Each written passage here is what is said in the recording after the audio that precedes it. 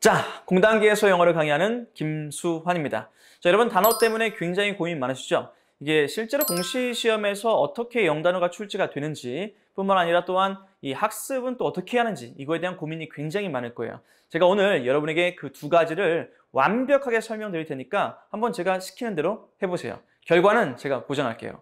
자, 첫 번째는 출제 경향에 대해서 설명드리겠습니다. 우선 공시 영어에서 이 단어 영역은 두 가지로 출제가 돼요. 그래서 유형이 두 가지라는 건데요. 첫 번째 유형은 유의어 문제입니다. 그래서 주어진 문장에서 특정한 단어의 밑줄을 긋고 이 밑줄 친 단어랑 유사한 의미를 가진 단어를 고르는 것이 첫 번째 출제 방식이고요. 두 번째는 좀 이름이 생소할 건데 구동사. 자, 구동사라는 게 나오는데 이게 좀 약간 학생들에게 저주처럼 보이는 거예요. 구동사가 뭐냐면 2019년에 나왔던 것이 뭐 let on 혹은 let off. 2020년 지방직에 나왔던 것은 touch off. 그 다음에 2020년 소방직에 나왔던 것은 seal out. 자, 이런 표현들이 구동사라고 하는 겁니다. 두 개 이상의 단어가 모여서 동사가 된 거라고 생각하시면 간단할 것 같습니다.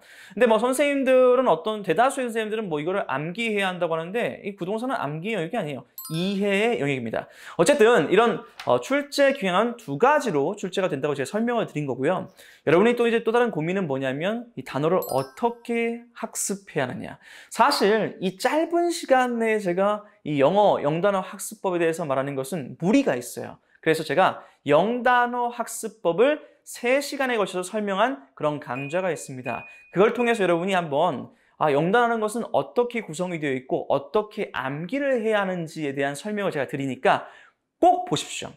그리고 저는 그 결과를 항상 학생들을 참여시켜서 객관적으로 어떤 결과가 나오는지를 여러분에게 직접 보여줍니다.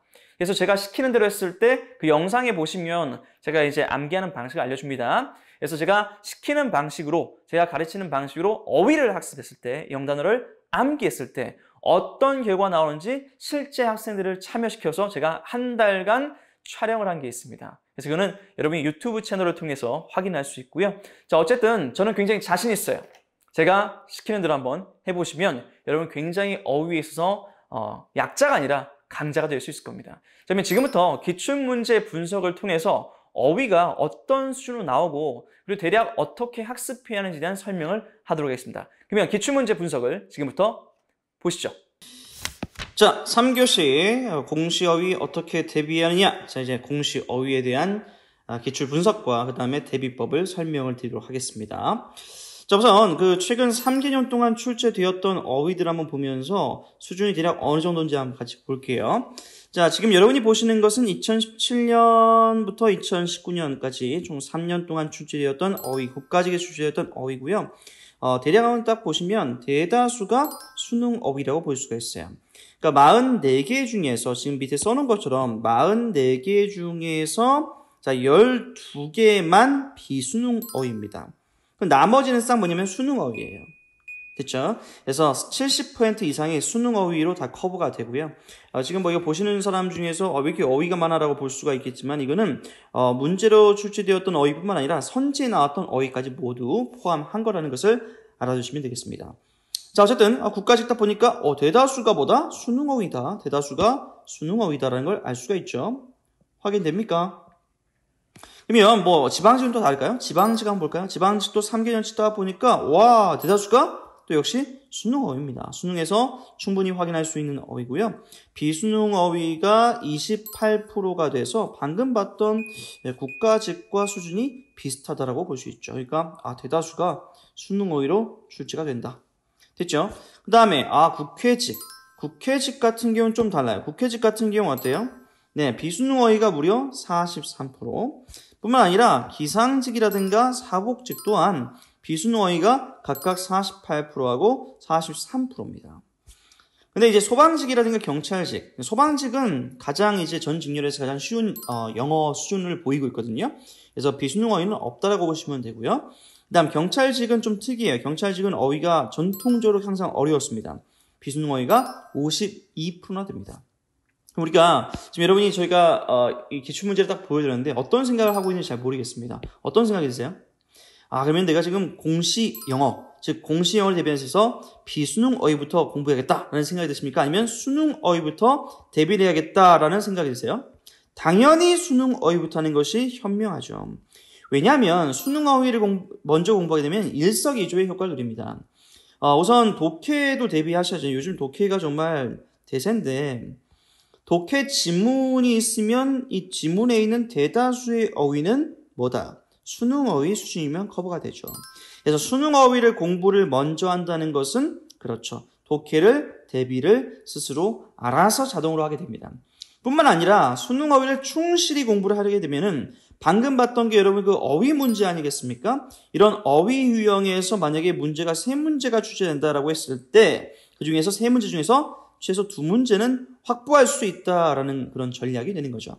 따라서 수능 어휘를 먼저 공부하는 것이 가장 효율적입니다. 그렇게 전략을 짜셔야 돼요. 그리고 물론 이제 가끔 이런 학생이 있습니다. 완전 정말 생 노베이스 학생이 있어요.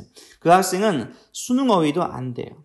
사실 중학 어휘부터 하셔야 하는 것이고 나는 뭐 노베이스는 아니다 한다면 방금 제가 추천드린 순서로 수능 어휘를 먼저 하시면 됩니다. 그게 끝나면 공무원 어휘를 하시면 돼요. 그럼 공무원 어휘가 뭐예요? 방금 봤던 이 어려운 단어들이 있죠.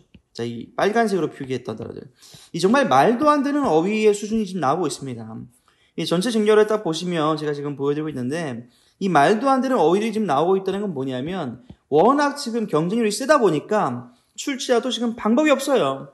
떨어뜨려야 하잖아요. 그러니까 수능 어휘로만 출제할 수 없고 떨어뜨리다 보니까 뭐 이런 어려운 정말 말도 안 되는 어휘를 출제하기도 하고 이런 구동사라고 하죠. 이런 구동사도 출제를 하고 있는 그런 경향성을 보이고 있습니다.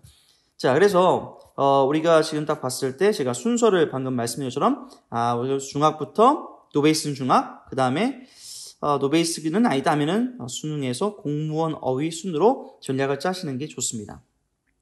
그리고 제 여러 영상을 통해서 말씀을 드렸는데 혹시라도 뭐 지금 이 영상을 처음으로 저를 봤을 수도 있으니까 제가 설명을 드리면 전체 우리 유형이 보면은 독해가 출제가 되고 그 다음에 또 저는 생문어라고 말하거든요. 생활영어를 생, 그 다음에 문법을 그냥 문이라고 말하고요.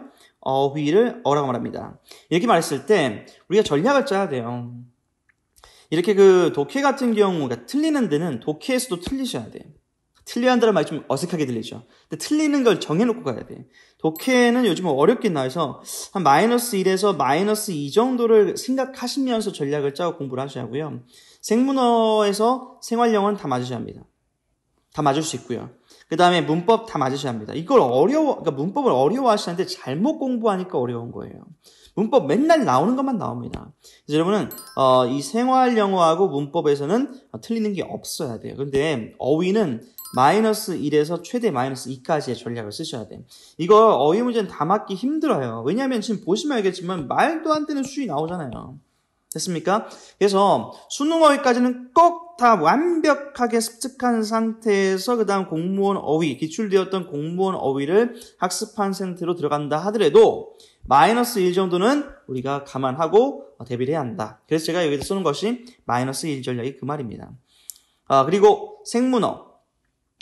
항상 말씀드린 것처럼 생문어는 8분 컷 전략을 써야 합니다. 무슨 말이냐면은 생활영어, 문법, 어휘 이쪽에서 말이죠. 이 영역을 8분 안에 푸셔야 돼요. 이 영역을 8분 안에 풀었을 때 잠깐만요. 이 영역을 8분 안에 풀었을 때 시간이 남게 되죠. 됐죠? 자, 8분 안에 풀었을 때 독해 시간이 남게 된다는 거예요. 그래서 시간은 여기 생문어에서 시간을 8분 컷 해서 나머지 20에서 22분 정도를 독해에 할애하는 그런 전략을 써야 한다는 거예요. 그래서 생문어는 8분 컷 전략을 써야 한다. 자, 그 다음에 부동사하고 수거 또 등장했다. 아까 보신 것처럼 여기에 뭐 여러 직렬에서 여기도 뭐 부동사 보이죠? 이런 것들 부동사로 합니다. 그렇죠? 정말 이제 여러 군데에서 지금 부동사가 나오고 있는데요. 자, 여기도 보이시죠? 막 부동사구들 이런 것들. 자, 뭐 국가직도 나옵니다. 국가직도. 자, 이런 부동사 같은 경우엔 절대 혼자 공부하지 마세요. 이거는 전문가하고 함께 외우는 게 좋아요. 이거는 선생님들이 보통 잘 모르시는 분들은 그냥 외워 이러는데 말도 안 되는 소리고요. 이걸 어떻게 외웁니까? 이건 이해 영역이에요. 그래서 이런 이해는 혼자 할 수 없거든요. 저 같은 전문가랑 함께 해야 하기 때문에 저는 어휘학습법 이거를 여러분에게 무료로 제공할 거예요. 그래서 어휘 여러분 어떻게 공부해야 하는지 굉장히 궁금하시죠? 이것도 방법이 있어요. 어떤 선생님은 그냥 여러분이 알아서 하는 거죠 하면서 이렇게 넘어가시던데 그렇게 하는 게 아니라 어휘는 되게 무책임한 말입니다. 그거 그냥 여러분이 알아서 암기하라는 건 무책임한 말이고 어휘를 학습하는 효율적인 방법이 있습니다. 그래서 제가 3강에 걸쳐서 어휘를 어떻게 공부해야 하고 어떤 유형이 있고 이런 유형은 예를 들어서 뭐 구동사는 어떻게 공부해야 하는지 아마 충격받을 거예요. 저한테 수업을 딱 듣고 나면은 이런 방법도 있었구나 라고 해서 충격을 받을 테니까 한번 이 무료 특강을 제대로 이용해서 한번 공부를 해보시는 게 좋을 것 같습니다. 자, 이상으로 해서 공시 어휘 학습법 이야기는 끝내고요. 자세한 어휘 학습법은 방금도 말씀드린 것처럼 이 무료 특강을 이용하시길 바랍니다. 수고하셨습니다.